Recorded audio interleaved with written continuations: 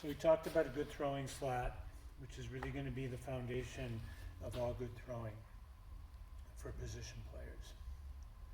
So now we want the ball in the middle of our body, fingers on top, pull the ball and glove apart. And then the arm action is going to be tied to rotation and give you the best chance of throwing as well as possible. So now I'm going to tie in our footwork with the separation to the slot. So a lot of people, they just take the ball out too early and then they step and then try to get their arm to do everything.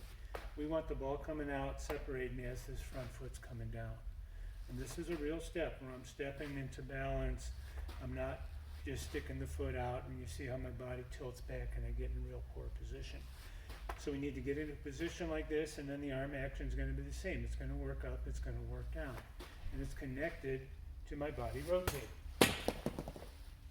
And you can see that as I go to rotate to throw, the ball works up, my hip's starting to turn, my glove is working out of the way, and now the ball's hidden behind my head as my chest is facing the target, and now my rotation is pulling my arm through, and I'm getting really good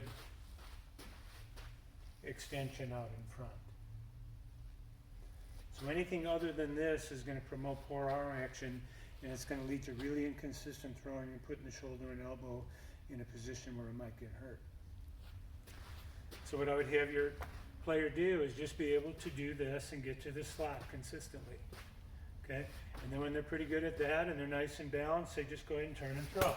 You can see all my weight gets to my front side.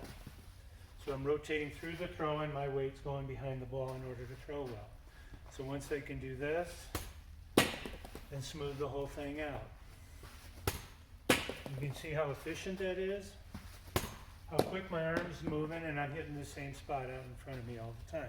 So my accuracy is really good, my arm speed is good, and I'm throwing the ball pretty hard. What you really have to be a stickler for is making this move correctly every time, because a lot of times when you tell kids to go and just go ahead and do something, they go back to what they were going to do.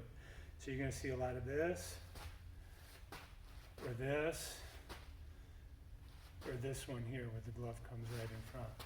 So we need that glove to work out of the way so the body can rotate and get rid of the ball out in front. So give that a try, and we'll come back and start showing how to use these movements during plays that we're going to make in the game.